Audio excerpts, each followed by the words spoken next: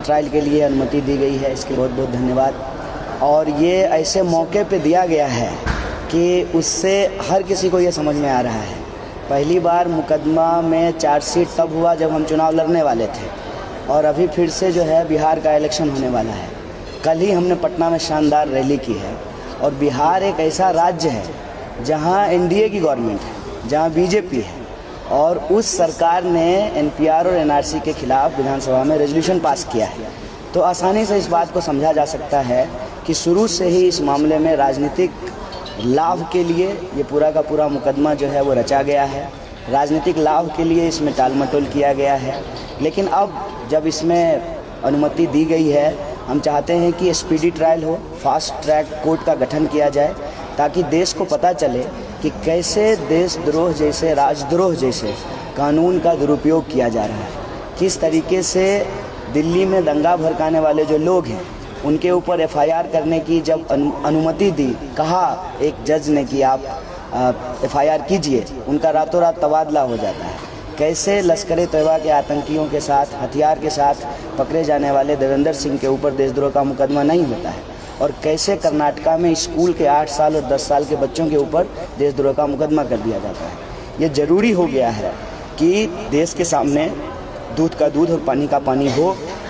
और हम जानते हैं कि देश के खिलाफ कोई नारेबाजी हमने नहीं की है। नारा हम लगाते हैं देश के लोगों के हक और अधिकार के लिए। अब टीवी वाले आपकी अदालत की जगह जो है संविधान वाली अदालत में इसका फैसला होगा, इसका न्याय सुनिश्चित किया जाएगा। और हम शुरू से कहते हैं कि कोर्ट पे भरोसा है, और इस मामले में कोर्ट न्याय सुनिश्चित करेगी। सत्य की जय होगी, सत्यमेव जयते। आपने कहा टाइमिंग की बात की आपने, दिल्ली सरकार एक कार्य करती रही है, और आप टाइमिंग की बात करें तो क्या ये माना जाए कि दिल्ली सरकार भी केंद्र के साथ कहीं ना कहीं मिल रही है? देखिए, कानून की प्रक्रिया ये कहती है कि किसी भी मामले में 90 दिन के भीतर चार्जशीट दायर होना चाहिए। आप सब जानते हैं इसमें कई महीने लगाए गए, कई महीनों के बाद जो है कई साल लगाए गए हैं परमिशन देने के लिए, और टाइमिंग पे सवाल उठना स्वाभाविक है।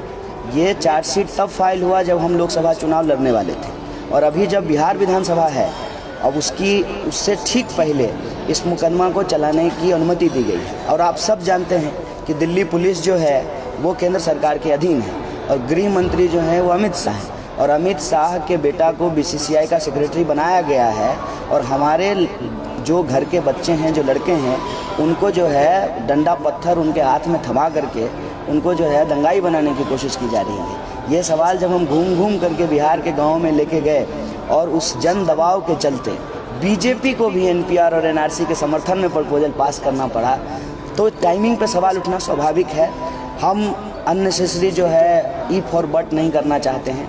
हम चाहते हैं कि अब जब फैसला आया है तो कहते हैं ना, देर आए दुरुस्त आए वाली बात हो, और फास्ट ट्रैक कोर्ट का गठन करके स्पीडी ट्रायल करके तुरंत इस पे जो है न्याय को सुनिश्चित किया जाए।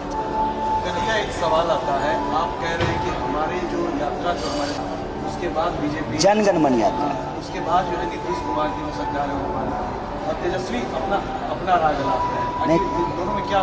मैं ये नहीं कह रहा हूँ कि हमारी यात्रा के दबाव में, ये तो हमने बोला ही नहीं। हमने ये कहा कि बिहार एक ऐसा राज्य है जहाँ पर बीजेपी की सरकार है, बीजेपी भी उसमें है, और एनपीआर और एनआरसी के खिलाफ रेजोल्यूशन पास किया गया। ये अपने आप में देश में पहली चीज़ हुई है, और उसके लिए हम लोग और हमारे जैसे लाखों लोगों की मेहनत है।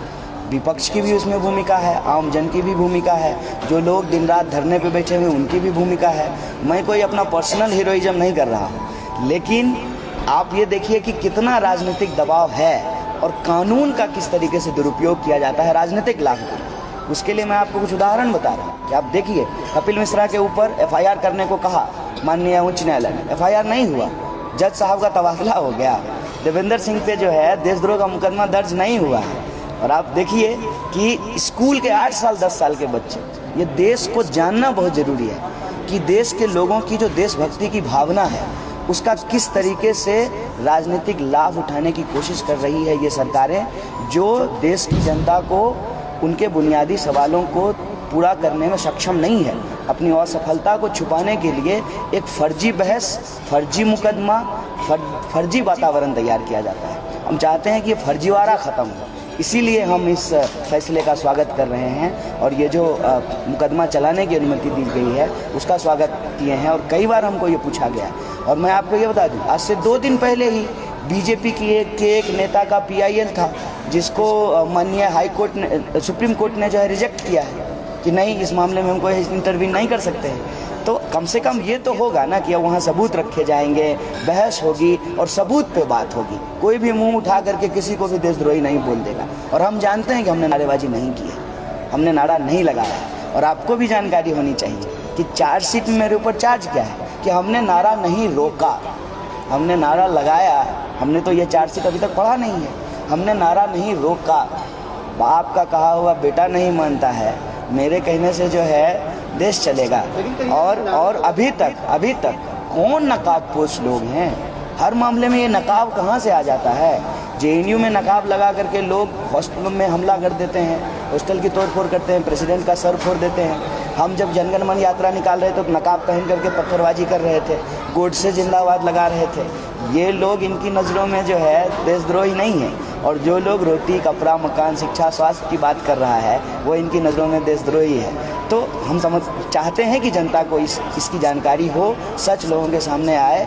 और एक बात और है कि ये जो है ना मुकदमा और कोर्ट और जेल, इन चीज़ों से घबरा करके हम हक की लड़ाई नहीं छोड़ें, हम हक की लड़ाई जारी रखें।